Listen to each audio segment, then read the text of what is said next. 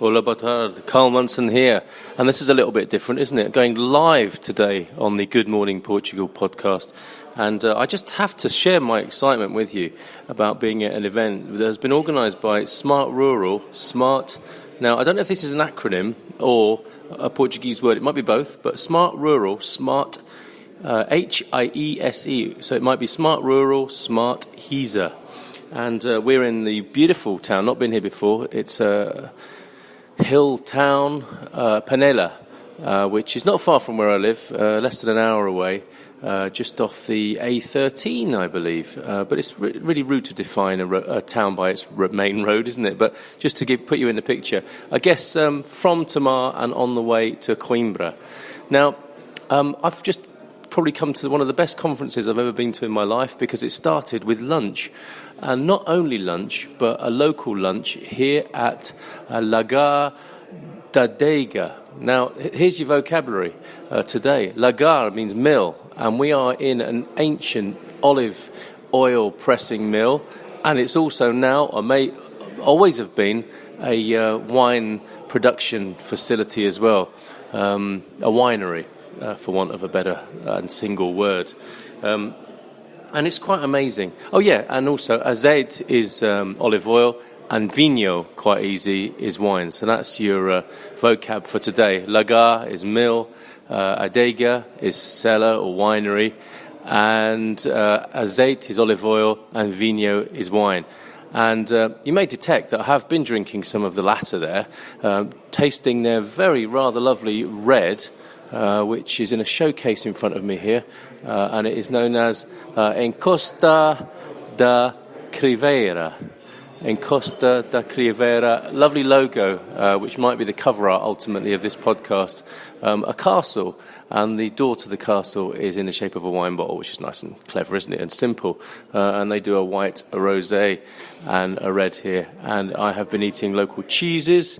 I have been eating bacalhau, which is the preserved codfish, and some of the lovely shredded greens, and some of those punched potatoes. It's been a very traditional and delicious lunch, and as I say, this is one of the best conferences I've been to, because it actually started with lunch. Got here at 12:30, a nice leisurely Portuguese start, and first thing we did was have lunch after a very brief introduction to this beautiful winery and old mill. So I do recommend that you come to Penela. It's a beautiful town, and the reason for me being here is that I have a sort of developing, I suppose it's been a nascent love of the Portuguese countryside and rural way of life.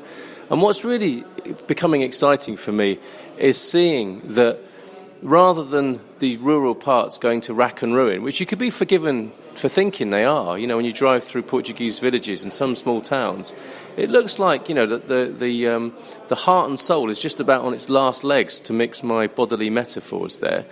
And that's for, you know, a number of reasons. Obviously, we live in a very challenging world economy where the scale of village life is not in line with the levels of production that is demanded by corporations and the way that business and working life has gone. And what I'm really hopeful about with Portugal is that it's, like I said, these places look like they're on their last legs. I mean, the other part of it, of course, is that these are quiet-looking places because they're so hot that people aren't out on the streets like, you know, a load of crazy English people in the midday sun. They are taking it easy in the shade when you drive through. So it looks deserted on the one hand, I think, because of the climate, but it also, you know, can look a little bit unloved and neglected, and that's not for the want, I think, or the desires of the local people. It's just the way that the world economy, in this dominant economic system that we've got, has undermined these rural places and driven everybody to the cities, and that's what's happened. 40% of people in Portugal, of its 10 or 11 million people, live in Porto and Lisbon, and, you know, that's, to me, is like, well, it doesn't seem to work, does it? There's a high cost paid by quite a few people for the privilege of the... quite a high cost paid by a lot of people for the privilege of the aspiring few, which is how it seems to me. But enough about an attack on neoliberal politics.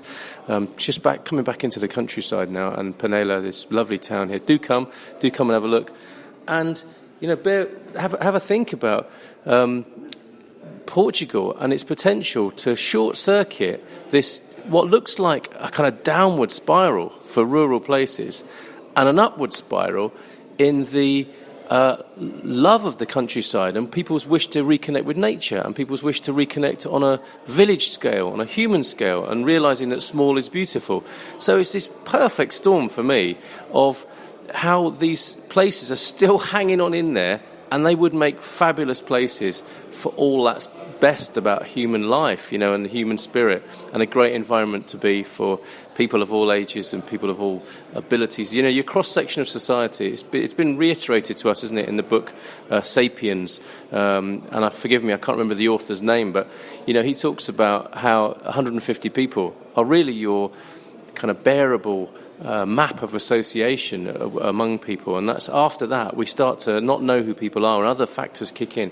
And for me, I'm sure you can hear me, the waxing lyrical about rural life here and how this moment of history is in Portugal is just so exciting for me. So thank you very much to Smart Rural, Smart Hiese, if that is your name, Hiese, and looking forward to the rest of this. We haven't really started yet, but we've hit the ground eating in this fabulous place. So more to follow, slightly longer podcast today, and I'm sure you'll understand why. So take care, bye for now, ate breve, and thanks for listening.